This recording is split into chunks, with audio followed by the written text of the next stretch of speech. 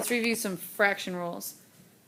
Every time we see a fraction either being added, subtracted, or a complex fraction, I'm going to figure out the common denominator's expression. Not just the common denominator, but the least common denominator. If this denominator does not match this denominator, then typically I would take the product of the two to be the least common denominator, is the product of the two. Today we'll see how, okay, dealing with that first fraction, if this is my common denominator, what's this denominator missing? And it's missing the d. So I'm going to multiply top and bottom by d over d. I go to the next fraction and figure out what it's missing from that denominator. And in that second fraction, we're missing the b's. So we'll multiply by b over b. We get an expression of AD over BD plus, well, I'll put it in alphabetical order, BC over BD. When we have a common denominator, that's when we can add those numerators. This expression looks complicated, but since they're not like terms, we just keep them the way they are and put them over the common denominator. In this second example, we're going to have a fraction minus another fraction, and we're going to figure out what is the least common denominator between these two. We take a moment and check out, well, what's in this denominator? We have a 2 and an x, so I know my least common denominator needs a 2 and an x. I look at the next one. Notice how they share the 2. Well, if they share the 2, I have it written down, and they don't share an x, so I have that written down. This is the least common denominator. Because it already is that denominator, we're not going to adjust that first fraction. We'll adjust the second fraction. Second fraction is missing the x, so I'll multiply by x over x.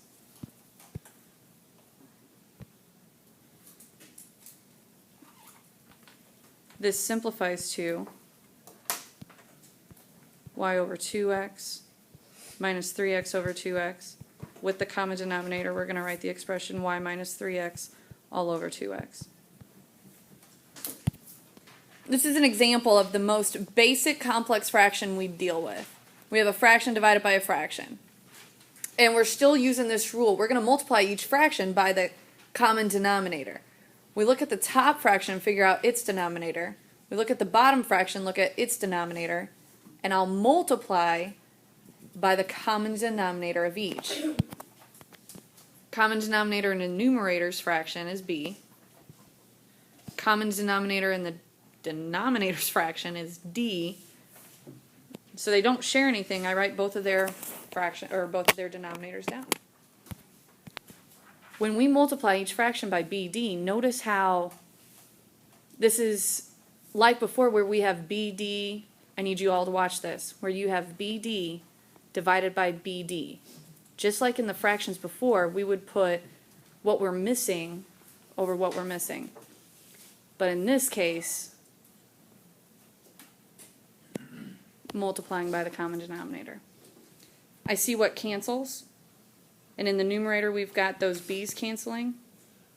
In the denominator we've got those d's canceling, giving me an expression of AD all divided by CB.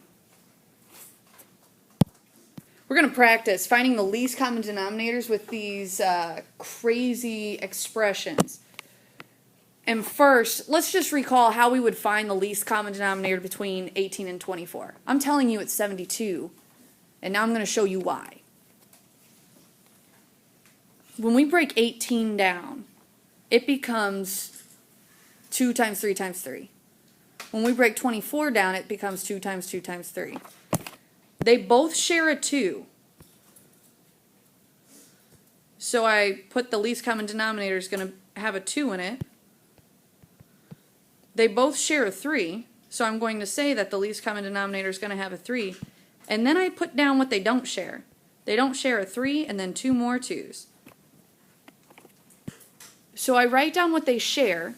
They share a 2, they share a 3, but then I write down what they don't share. And this develops the entire least common denominator. If you took 2 times 3 times 3 times 2 times 2, I believe you should get 72. Find the least common denominator between two fractions.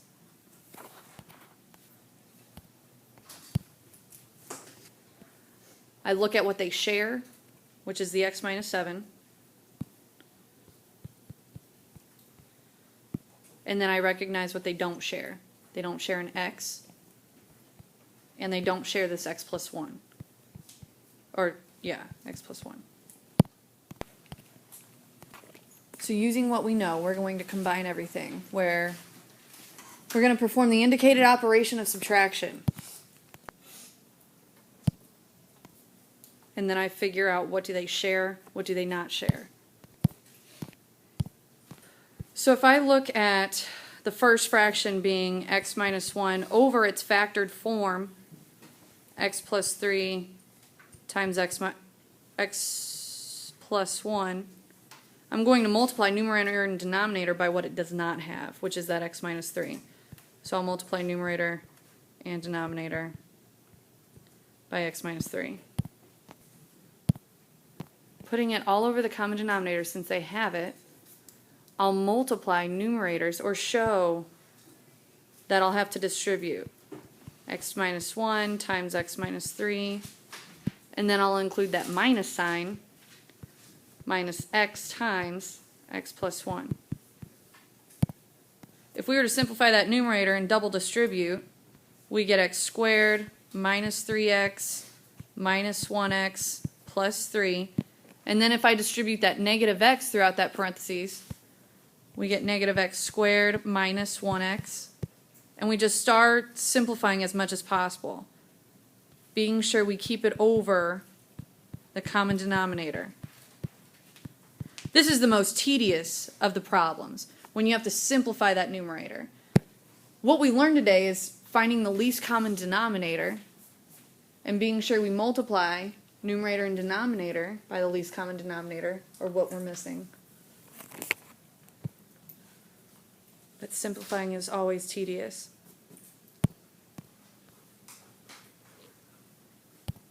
Here's an example of a complex fraction. And it's complex. It's not just a numerator fraction over a denominator fraction. This denominator is some type of composition of fractions. First step is still to find the least common denominator out of all your denominators. So this denominator, 2x plus 2, this mini denominator x, this mini denominator 2. I'm going to figure out what those three share and what they don't share. This mini denominator x is just an x. This mini denominator 2 is just a 2. So what do they share? What do they don't share? I see these two denominators share a 2. So I write one of them down. And then do they share anything else? They don't share an x plus 1. And they don't share this x. This is what I'll be multiplying each fraction.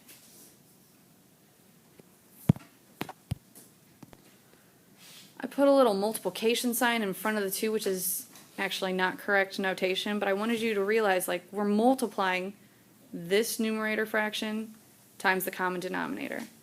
This denominator fraction times this common denominator. When you have a subtraction symbol, we actually have to distribute this common denominator to each one of those. So if I want to see the full effect,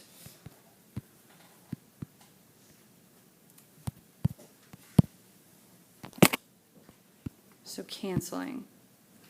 These 2's create 1, these x plus 1's create 1, and I'm just left with 15 times x in that complex numerator. I look at the denominator. In this first piece of a fraction, this x in this mini denominator and this x will create 1, leaving me with 6 times 2 times x plus 1 from that first mini fraction. And then I'm subtracting. Well, what's going to cancel out in this? We've got a 2 and a 2. So it leaves me with 1 times x plus 1 times x.